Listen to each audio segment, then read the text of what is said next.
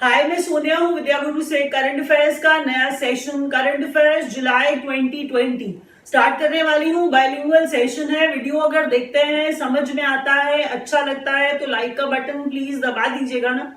Share करिए friends के साथ, कजिन्स के साथ, जो भी कम्पिटिटिव एग्जाम्स की तैयारी कर रहे हैं उन सब बच्चों के साथ। अब चैनल को सब्सक्राइब करना इसीलिए जरूरी है ताकि जब वीडियो अपलोड करें तो नोटिफिकेशन आपके पास आए। ये सेशन आप हिंदी मीडियम में जान रहे हैं कि है। अगर आप इंग्लिश मीडियम में सेशन देखना चाहते हैं, complete English medium session is also there in the playlist for our South Indian students, for our North East students. Language barrier नहीं होना चाहिए सीखने के लिए, इसीलिए सेशंस को दोनों लैंग्वेजेस में अपलोड करने का ट्राई करते हैं। तो मैं स्टार्ट कर रही हूं। आप अब पहले क्वेश्चन पे आ जाइए और जल्दी से देखिएगा और एक एक क्वेश्चन आपने रिवाइज करना है। हर बार बोलती हूँ, इंपॉर्टेंट है क्योंकि सेलेक्ट करने में बहुत टाइम लगा है। मेहनत सफल हो जाएगी अगर आपको सारे के सारे क्वेश्चंस याद हो जाएंगे। अभी एग्जाम्स आने वाले हैं, बहुत सारे एग्जाम्स निकले हुए हैं और आपको बता दूं, जैसे अगर मैं एक एग्जांपल दूं, आईबीपीएस आरआरबी का एग्जाम निकला हुआ है। आप एग्जाम देखेंगे और देंगे और बहुत सारे इनमें से क्वेश्चंस आएंगे, याद रखिएगा। और तब एग्जाम देने के बाद मुझे फीडबैक देंगे, मैं वेट करूंगी आपके फीडबैक का। पहला क्वेश्चन है, इंडिया का वीनस मिशन। वीनस को हिंदी में शुक्र कहते हैं, हम जानते हैं। तो शुक्र से याद करिए, शुक्रयान, शुक्रयान 1। इसका मतलब 1 से पता चल गया कि हम यहाँ पर बात कर रहे हैं इंडिया के वीनस मिशन की, जो लॉन्च के लिए तैयार है। लेकिन हम कह रहे हैं ये लॉन्च होगा बेसिकली सेकेंड हाफ ऑफ 2023 में। कहां से होगा? श्रीहरिकोटा से होगा, आंध्र प्रदेश से होगा। क्या आप 1 का मतलब ये समझ पा रहे हैं कि पहला है ये अपनी तरह का? तो भारत का पहला शुक्रयान 1 मतलब पहला मिशन 2023 के सेकेंड हाफ में श्रीहरिकोटा आंध्र प्रदेश से लॉन्च किया जाएगा। नेक्स्ट क्वेश्चन क्या है? नेक्स्ट क्वेश्चन है, इंडिया का permanent representative to United Nations. ये क्वेश्चन ऐसे वैसे भी बहुत इंपॉर्टेंट होते हैं, आप ये बात जानते हैं। और मैं आपको बताऊं, ये इंद्रमणि पांडे हैं। इंद्रमणि पांडे, जो मैं कह रही हूं, इंडिया के परमानेंट रिप्रेजेंटेटिव बन गए हैं यूनाइटेड नेशंस के लिए। अगला क्वेश्चन देखिए, तो सॉलिसिटर जनरल तुषार मेहता और अटॉर्नी जनरल के वेणुगोपाल। आप कहेंगे ये तो पहले से ही है, इसमें आप क्या नया पढ़ा रहे हो? मैं ये पढ़ा रही हूं, इन्हें एक्सटेंशन मिला है। तो आपको ये याद रखना है कि एक्सटेंशन मिलने पे भी आप ये समझिए कि एक नए इंसान की तरह ही हम इन्हें मानेंगे। क्योंकि अगर एग्जाम में पूछा जाए कि अब कौन है, तो आप ये समझेंगे कि अगर उनका टर्म खत्म हो गया था, उनका ड्यूरेशन खत्म हो गया था, तो अब कोई नए होंगे।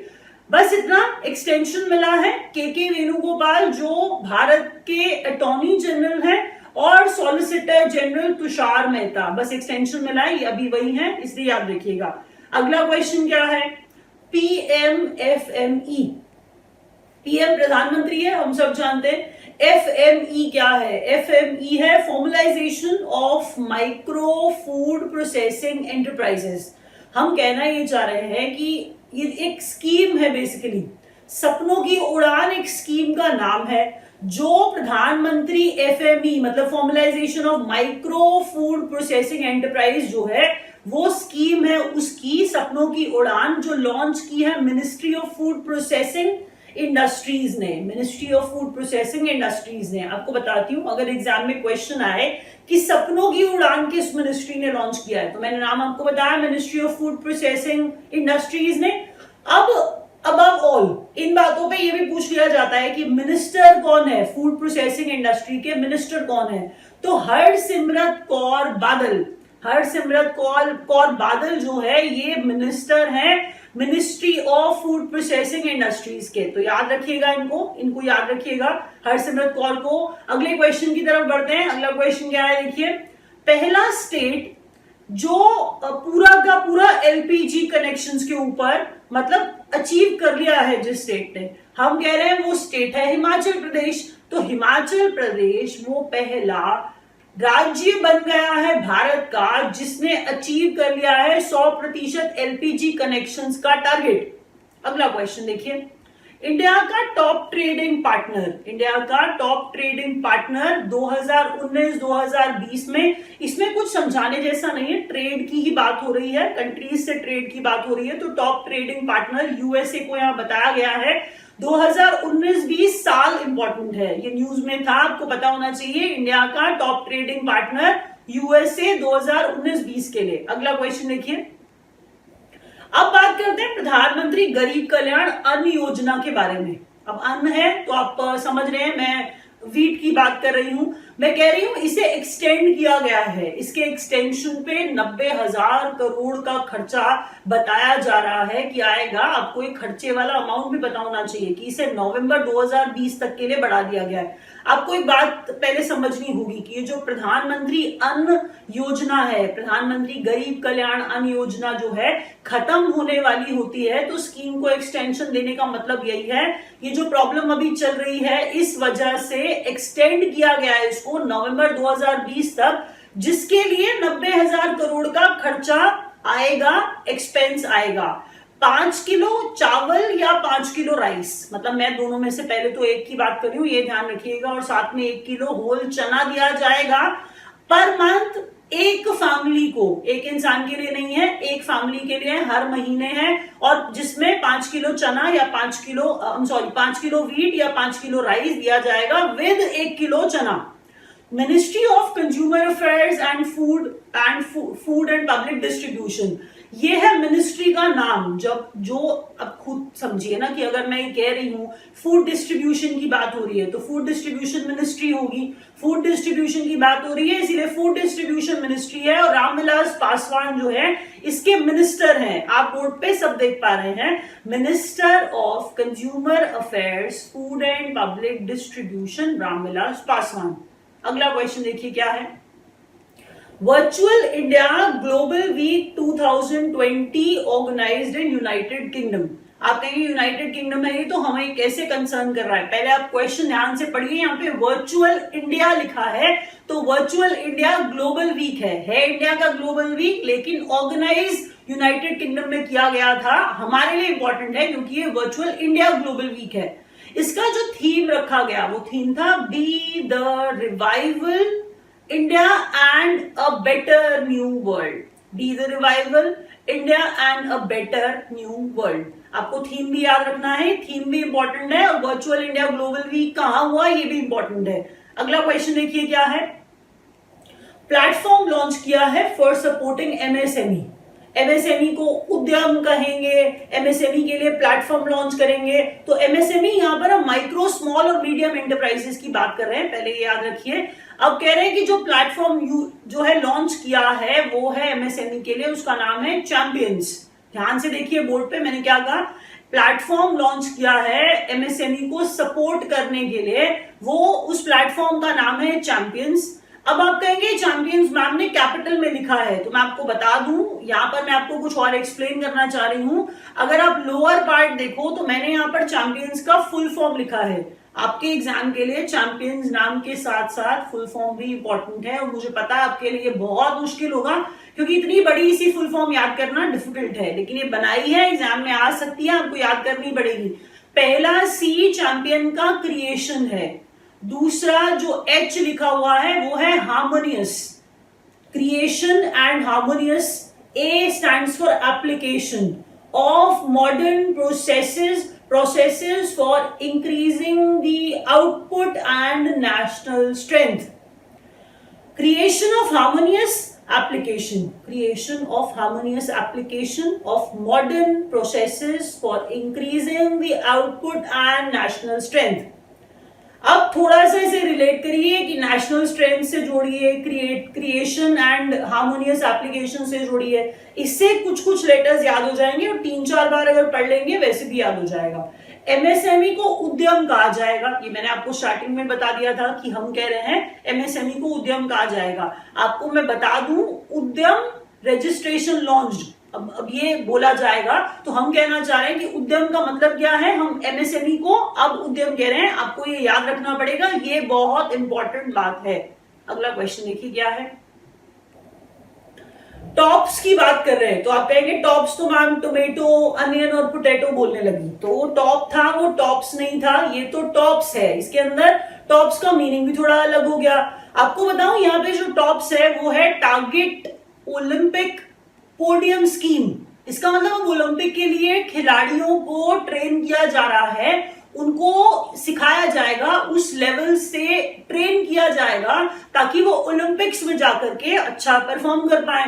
तो टॉप्स जो है, टॉप्स में जो ओ है वो अनियन नहीं है, वो ओलंपिक है। तो मैं कह रही हूं target Olympic podium scheme TOPS junior programme launched by ministry of sports. अब कहेंगे मिनिस्ट्री ऑफ स्पोर्ट्स है, तो आपको बता दूं हम यहाँ पे प्रोग्राम जो है, जो मैं आपको कह रही थी, अगर आप नीचे पॉइंट पढ़ो तो सेमी पॉइंट लिखा है कि programme for grooming sportsman for Olympics, ministry of youth affairs and sports. अब ये आ जाएंगे ना बीच में, क्योंकि स्पोर्ट्स मिनिस्ट्री हम बात कर रहे हैं, तो मिनिस्ट्री ऑफ स्पोर्ट्स हमने बोला है, तो हम कह रहे हैं मिनिस्टर कौन है, मिनिस्टर किसके, यूथ अफेयर्स एंड स्पोर्ट्स के, किरण रिजिजू। तो किरण रिजिजू मिनिस्टर हैं यूथ अफेयर्स के, मिनिस्ट्री है यूथ अफेयर्स एंड स्पोर्ट्स के। और टॉप्स मैंने आपको बताया था, अगर आपसे पूछा जाए तो मिनिस्ट्री ऑफ स्पोर्ट्स ने लॉन्च किया है। अगला क्वेश्चन देखिए क्या है, पोस्टल स्टैंप इशू किया है। अब मार्क करना था 100वीं बर्थ एनिवर्सरी को, किसकी 100वीं birth anniversary, PV Narasimha Rao, PV Narasimha Rao की 100वीं बर्थ एनिवर्सरी को मार्क करने के लिए, उसको कमेमोरेट करने के लिए पोस्टल स्टैंप जो है इशू किया गया। आपको बताऊं कि पीवी नरसिम्हा राव जो है वो वारंगल में पैदा हुए थे। वारंगल अभी तेलंगाना का हिस्सा है, ये भी आपको पता होना चाहिए, क्योंकि अगर ऐसी बात आई है, पीवी नरसिम्हा राव के बारे में बात की जाती है कि अगर मैंने क्वेश्चन इंपॉर्टेंट बताया है कि उनको याद करते हुए उनकी 100वीं एनिवर्सरी पे, बर्थ एनिवर्सरी पे पोस्टल स्टैंप लॉन्च किया है, तो वो कहां पैदा हुए थे, तो मैंने आपको बता दिया वो वारंगल में पैदा हुए थे। और अगर ये भी पूछ ले कि वारंगल अब कहां है, तो भी आपको पता होना चाहिए तेलंगाना में है। अगला क्वेश्चन बढ़िए। अब अगला क्वेश्चन है outlay for agri infrastructure fund. Outlay मतलब एक्सपेंडिचर की बात कर रहे हैं, खर्चे की बात हम कर रहे हैं। तो जो खर्चा है agri infrastructure fund, outlay for agri infrastructure fund 1 lakh crore का खर्चा, ये जो हम बता रहे हैं ये फंड है बेसिकली 1 लाख करोड़ का। The duration of the scheme, scheme का ड्यूरेशन 10 साल, 2020 फाइनेंशियल ईयर से 2029 तक 10 साल का इसका ड्यूरेशन रहेगा। किसका, एग्री इंफ्रास्ट्रक्चर फंड का। अगला क्वेश्चन देखिए, as per World Bank classification, country classification by income level, India is a lower middle income country. अच्छा, लोअर मिडिल इनकम कंट्री होती है, high level high income countries भी होती हैं। तो मैं आपको बता दूं, यहाँ पे हम इनको क्लासिफाई करेंगे अभी 1 by 1, क्योंकि आपको ये पता होना चाहिए। अगर मैं बात करूं कि टॉप पे एक्स कंट्री रही, तो आपको थोड़ा सा शायद स्लैब पता होगा, तो आपके लिए अच्छा रहेगा। आप ये जल्दी से पता लगा लोगे कि इंडिया या फिर कोई और कंट्री किस स्लैब में फॉल करती है। दोबारा से सुनिए, क्या मैंने बोल दिया इतनी जल्दी, मैंने बोला वर्ल्ड बैंक का कंट्री क्लासिफिकेशन था इनकम लेवल के ऊपर। कंट्रीज को डिवाइड किया गया है, बेसिकली क्लासिफाई किया गया है इनकम के हिसाब से। अब इनकम के हिसाब से 2020 और 21 के अंदर इंडिया को बनाया है उन्होंने लोअर मिडिल इनकम कंट्री। तो जो लोअर मिडिल इनकम कंट्री है वो किस स्लैब में आ रही है, इंडिया का जो जीएनआई है, मैं कह रही हूँ ग्रॉस नेशनल इनकम जो है इंडिया की पर कैपिटा, वो $2130 है। तो पर कैपिटा का मतलब समझिएगा $2130 निकल के आता है ग्रॉस नेशनल इनकम। अगर मैं बात करूं स्लैब्स की, तो चलिए स्लैब्स देखते हैं हम क्या बात कर रहे हैं। लो इनकम है, एक लोअर मिडिल इनकम है। पहले ना स्लैब्स अब आप ध्यान से देखना बहुत ज्यादा, क्योंकि अब ये आपको जब मैं बोल दूंगी कि नंबर 1 स्विट्जरलैंड था, तो आप समझ पाओगे जब मैं स्लैब्स बता दूंगी। तो एक बार सुनते हैं, gross national income per capita में लो इनकम जो फॉल करते हैं उसमें अगर $1036, देखिए ना हमारा हाल थोड़ा सा ही बेहतर है उससे, तो हम कह रहे हैं $1036, अगर हम कह रहे हैं इतना अमाउंट है, इतना पर कैपिटा है, तो वो लो इनकम में फॉल करेगा। अगर लोअर मिडिल इनकम है तो 1036, यानी कि लो से ऊपर बढ़ाइए, तो 1036 से $4045 पर कैपिटा है, तो लोअर मिडिल इनकम में फॉल करेगा। अगर अपर मिडिल इनकम है, अपर मिडिल इनकम के अंदर 4046 से 12535 तक अगर फॉल करता है तो ये अपर मिडिल इनकम है, मतलब थोड़े अमीर देश आ जाएंगे यहाँ पे। अब हाई इनकम वाले तो बहुत ही अमीर देश आ जाएंगे, क्योंकि यहाँ पे पर कैपिटा इनकम जो है इनकी $12,535 प्लस होनी चाहिए। जिस स्विट्जरलैंड को टॉप पे रखा है उसका जीएनआई पर कैपिटा 85,500 है। सोचिए 85,500 है, highest GNI per capita Switzerland का है, क्योंकि इसके अंदर GNI per capita gross national income per capita 85,500 है। तो अब ये सारे स्लैब्स आपको याद होने चाहिए कि नंबर 1 पे स्विट्जरलैंड और इंडिया का स्लैब में किस स्लैब में आता है, लोअर मिडिल इनकम में आता है, जीएनआई पर कैपिटा। अगले क्वेश्चन की तरफ बढ़िए। Asia Cup cricket 2021 to be hosted in Sri Lanka. पहले आपको बताऊं एशिया कप जो है क्रिकेट, ये एशिया कप होने वाला था। एशिया कप क्रिकेट की बात मैं इसलिए कर रही हूँ, बार बार क्रिकेट वर्ड भी ऐड करी जा रही हूँ क्योंकि आपको पता रहे एशिया कप 2020 में होने वाला था, लेकिन इसे कैंसिल कर दिया। आप सिचुएशन अभी जानते हैं, अभी कुछ हो नहीं सकता, तो एशिया कप क्रिकेट को कैंसिल किया गया 2020 वाले को। अब ये 2021 में होगा और ये श्रीलंका इसे होस्ट करेगा। तो एशिया कप क्रिकेट 2021 में श्रीलंका इसे होस्ट करेगा और एशिया कप क्रिकेट की बात कर रहे हैं। अगला क्वेश्चन देखिए, new prime minister of France. यहां पे हम बात कर रहे हैं जॉन कैस्टिक की। तो जॉन कैस्टिक नए प्रधानमंत्री फ्रांस के, नाम याद रखिएगा JEAN है बट जॉन है वो। तो John Castex new prime minister of France. और अगर मैं फ्रांस के ही प्रेसिडेंट की बात करूं तो वो आते जाते भी रहते हैं, तो हमें इनके बारे में पता भी है और इनके बारे में हमारे पास वैसे भी इंफॉर्मेशन है। इमैनुअल मैक्रोन है ये। तो इमैनुअल मैक्रोन फ्रेंच प्रेसिडेंट है और फ्रांस के नए प्रधानमंत्री जॉन कैस्टिक्स। अगर मैं बात करूं यहां पर ली सेंग लॉन्ग की, तो ली सेंग लॉन्ग जो है इन्हें री इलेक्ट किया गया है सिंगापुर का प्रधानमंत्री। तो ली सेंग लॉन्ग री इलेक्ट किया गया है, इन्हें सिंगापुर का प्रधानमंत्री बन गए हैं ये दोबारा से। अब बात करते हैं एंड्रे डूडा री इलेक्टेड प्रेसिडेंट ऑफ पोलैंड। नाम याद रखिएगा, एंड्रे डूडा री इलेक्टेड प्रेसिडेंट ऑफ पोलैंड। नाम भूलना नहीं है, तीनों नाम बहुत इंपॉर्टेंट है। आपने कहा कि एक क्वेश्चन था, मेरे लिए तो 3 क्वेश्चन थे, एक मैंने बार पढ़ाया, लेकिन आपको तीनों नाम पता होने चाहिए, चाहे वो जॉन कैस्टिक्स है, चाहे वो मैं बात करूं ली सेंग लॉन्ग की या फिर मैं एंड्रे डूडा की। कौन है ये आपको हर हाल में पता होना चाहिए। अगला क्वेश्चन देखिए, scheme for cashless treatment. Scheme for cashless treatment of road accidents up to. पहले अप टू वर्ड को याद रखिए कि अब अगर कोई 50,000 वाला है तो उसको 2.5 लाख नहीं दिया जाएगा। हम कह रहे हैं रोड एक्सीडेंट्स हैं तो उसमें ट्रीटमेंट के लिए समझिए एक तरह का इंश्योरेंस। कहने का मतलब स्कीम है ये कैशलेस ट्रीटमेंट के लिए, रोड एक्सीडेंट्स के लिए जिसका जो खर्चा होता है उसको कह रहे हैं कि 2.5 लाख तक कवर दिया जाएगा। लॉन्च किया है इसे ministry of road transport and highways ने। अब ये हर बार ज्यादातर नितिन गडकरी के पास ही रहती है, तो यूनियन मिनिस्टर अगर मैं बात करूं ministry of road transport and highways की तो नितिन गडकरी हैं इसके यूनियन मिनिस्टर। अगला क्वेश्चन, स्कीम का नाम आपने भूलना नहीं है। Asia's largest solar power project inaugurated. अब ये हम बात करें तो ये रीवा की बात करें तो रीवा मतलब मध्य प्रदेश है, ये सब हम जानते हैं। तो रीवा है, रीवा में हम कह रहे हैं ultra mega solar power project. ये नाम है एशिया का लार्जेस्ट सोलर पावर प्रोजेक्ट जिसका अभी इनॉग्रेशन किया गया है कि 750 megawatt ultra solar power plant होगा ये। तो Rewa ultra mega solar power project है। रीवा याद करने से आपको मध्य प्रदेश भी याद हो जाएगा और रीवा इसका नाम रखा गया है तो ये आपको पूरा इस तरीके से याद हो जाएगा। तो रीवा का ultra mega solar power project Asia का लार्जेस्ट सोलर पावर प्रोजेक्ट है। अगला क्वेश्चन देखिए, IRDA ने चेंज किया है आरोग्य संजीवनी पॉलिसी। मतलब आरोग्य संजीवनी पॉलिसी मतलब हम हेल्थ इंश्योरेंस की बात कर रहे हैं, घबराइएगा मत कि मैंने क्या बोल दिया। आरोग्य संजीवनी पॉलिसी मतलब एक हेल्थ इंश्योरेंस है ये, IRDA ने चेंज किया है इसके अंदर।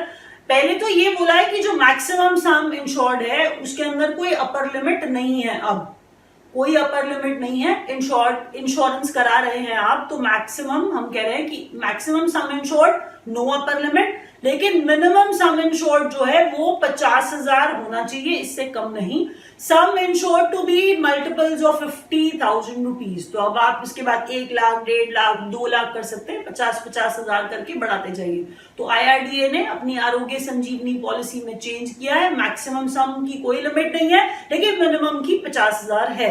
अगला क्वेश्चन देखिए, इंडिया की पहली ई लोक अदालत, ये सवाल, ये क्वेश्चन पेपर में जरूर आने वाला है, ये भूलिएगा मत, मैं आपको बता दूं। और ई लोक अदालत छत्तीसगढ़ की यहाँ पे हम बात कर रहे हैं, तो क्वेश्चन इंपॉर्टेंट है और काफी एडवांस चीज हो गई है अगर आप समझ पाए तो। इंडिया का पहला ई लोक अदालत, ये क्वेश्चन आएगा, जरूर याद रखिएगा। स्टार्ट किया जा रहा है छत्तीसगढ़ में। अगला क्वेश्चन देखिए, मिनिस्ट्री ऑफ कल्चर ऑब्जर्व। अब आप इसको जो पढ़ेंगे ना, मैं एम श्योर आप हिंदी वाले बच्चे से आसाद पढ़ देंगे। ये आषाढ़ है, एक्चुअल में आषाढ़ पूर्णिमा होती है, हिंदी में आषाढ़ पूर्णिमा कहा जाता है। आषाढ़ पूर्णिमा जिसे गुरु पूर्णिमा आप समझिए ये भी कहा जाता है। तो आषाढ़ पूर्णिमा, Guru Purnima, full moon day, जब हम ऐसी बात कर रहे हैं तो हम बात कर रहे हैं धर्म चक्र डे की। इन शॉर्ट हम बात कर रहे हैं धर्म चक्र डे की। 4 जुलाई 2020 को मिनिस्ट्री ऑफ कल्चर ने मनाया था, दोबारा बोलती हूँ, मिनिस्ट्री ऑफ कल्चर ने आषाढ़ पूर्णिमा, हम कह रहे हैं धर्म चक्र डे की तरह मनाया इसे 4 जुलाई 2020 को। अगर मैं बात करूं United Nations world youth skills day, क्योंकि डेज की बात है तो ये हमारा डेज वाला पेज है। 15 जुलाई को यूनाइटेड नेशन का world youth skills day observe किया जाता है, जिसका थीम इस साल का skills for a resilient youth, skills for a resilient youth यहां पर रखा गया इसका थीम। एक नेल्सन मंडेला डे होता है, नेल्सन मंडेला इंटरनेशनल डे कह के इसे एड्रेस किया जाता है। तो नेल्सन मंडेला इंटरनेशनल डे 18 जुलाई को ऑब्जर्व किया जाता है। अगला क्वेश्चन देखिए, अगला क्वेश्चन है India cycles for change challenge. India cycles for change challenge launch by ministry of housing and urban affairs. अब ये इनिशिएटिव है स्मार्ट सिटीज मिशन का ही। तो जो स्मार्ट सिटी बनने की बात चल रही थी, वही स्मार्ट सिटीज वाले मिशन का ही एक इनिशिएटिव है। हमने कहा India cycles for change, cycles for change, India cycles for change challenge है, लॉन्च किया है ministry of housing and urban affairs ने। तो ministry of housing and urban affairs minister हैं Hardeep Singh Puri. Ministry of housing and urban affairs हम कह रहे हैं कि जो मिनिस्टर हैं वो है हरदीप सिंह पुरी। अगला क्वेश्चन देखिए, अगला क्वेश्चन है author of a song of India. Author of a song of India किताब का नाम है, ये रस्किन बॉन्ड की किताब है। Author of if it bleeds Stephen King. मैं एक बार और बोल रही हूं, लास्ट क्वेश्चन है, अपने ध्यान से सुनना है। A song of India Ruskin Bond की किताब है, a song of India Ruskin Bond की किताब है। If it bleeds Stephen King की किताब है। तो मैं यहाँ पे रैप अप कर रही हूं। अगर आपको सेशन अच्छा लगा हो तो लाइक जरूर करिएगा, और अगर आपको लैंग्वेज कंफर्टेबल नहीं थी तो इंग्लिश का वीडियो देखिएगा। Thank you.